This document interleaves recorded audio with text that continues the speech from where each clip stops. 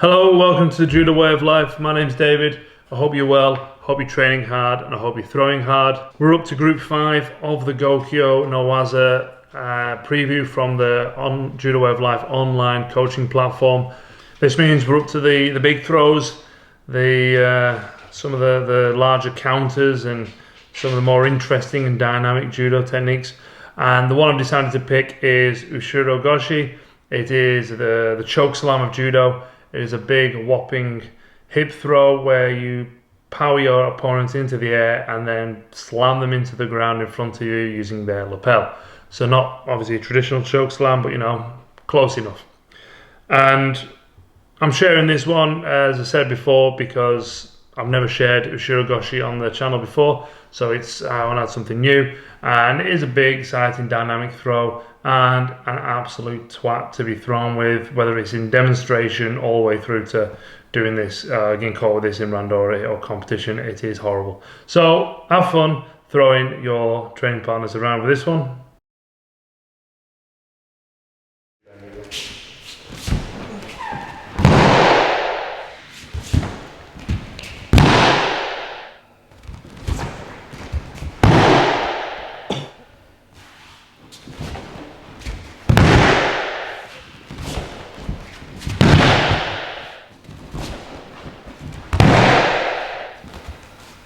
We'll start with sleeve and lapel grip. So, hand the lapel on the sleeve here. Now again, this is another counter, so that Jacob's going to be coming in for the Koshi guru. So from here, I need to jig tie, and I'm going to bring my arm around his waist. However, this time, when I jig tie, I want to use Jacob's entry to flick him up. So I'm using his momentum as he comes in to flick him up, and then I'm going to take a step backwards and then bring him down. So use that lapel grip to drop him into the floor. Now it's very important that you get that timing correct, because if I'm too slow with this and Jacob comes in, I fight here for too long and try and lift him up. We'll do this round. So he comes in, as I'm lifting him up too slow, he can get his leg in, hook his leg in, like the Kouchi there, or Ouchi, yeah, and then I'm just going to go backwards. So it's very important now with the jig tie, we're lifting and shooting up. So I need to shoot Jacob into the air so his legs come out, and then I'm going to step back, and that's how I'm going to guide him down onto his back, right in front of me. And I pull my arm out at the last minute so I don't slam it onto my arm, get stuck underneath. But it's very important that I maintain this control on the lapel.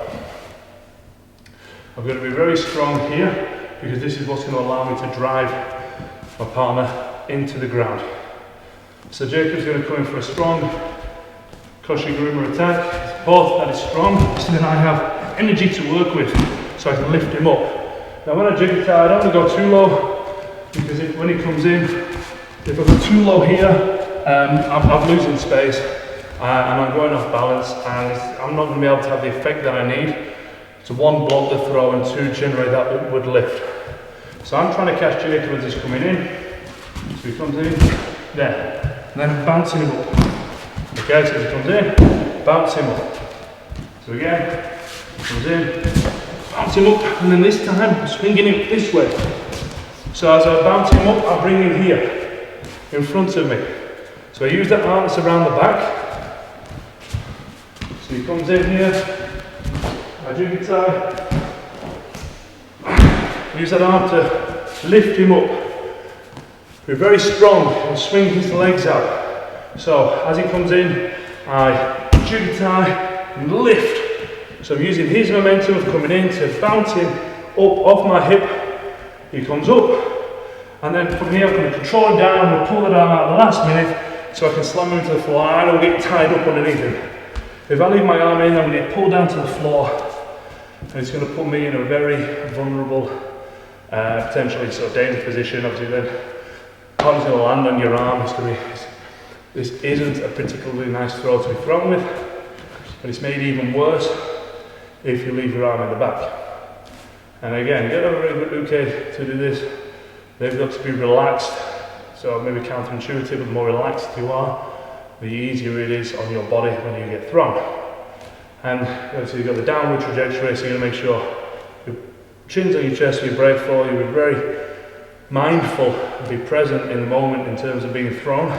You break forward correctly or else it is going to cause you some issues. Now, when I'm driving down with the arm, I'm keeping this nice strong contact. So Jacob comes in here, bang, and I'm lifting up. I keep my arm very close here, so I'm strong underneath, but then I don't let this elbow pop up. I'm not driving down just with my fist, I'm driving down my entire elbow, all the way through here actually.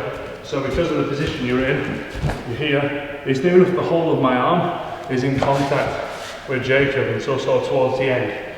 I'm bringing him down like this. I bend my legs, so obviously if I just go that and bend my hips, and that's no good. So up as he comes down, we bend here, then we bring down. We also bend the hips as well, but not just only at the hips. It's got to be both. And you bring them into the ground. Now you've got to manage to a certain degree how low you go. You're not dropping all the way down, because again that's going to be very problematic for you. Well, it's not good for the throw anyway, but it's also going to be problematic for your uke. You want to look after them. But you've got to make sure you are driving them into the floor. There has to be that determined conscious effort to get them down, or else there is a possibility, obviously they may spin out and things. It's very unlikely, but you've got to demonstrate that you are controlling your opponent all the way to the end. If you lose that control, it's not good for the throw, the demonstration, but it also could be dangerous for your uke. Okay, so again, these aren't things we're looking to do. We're looking to be technically correct. We're also looking to not injure. We don't want to injure our training partners, okay? We don't want them to injure you either. So, again, good strong jin type position. So I'm just bending my knees into this position so I can bring my hips forwards, and I'm lifting up. We're not trying to lift backwards at this point. We're trying to get that upward momentum so we can swing the legs, bring your leg out of the way, and you're going to throw your partner straight in front of you. You should be on balance. So you're bending your knee and down, and you're in control. You don't want your feet pointing all over the place. You don't want to bring your foot back, so you're going to turn. You just want to bring your foot back to neutral. This is sort of the square position, and then you're just going to drive your opponent down into the floor.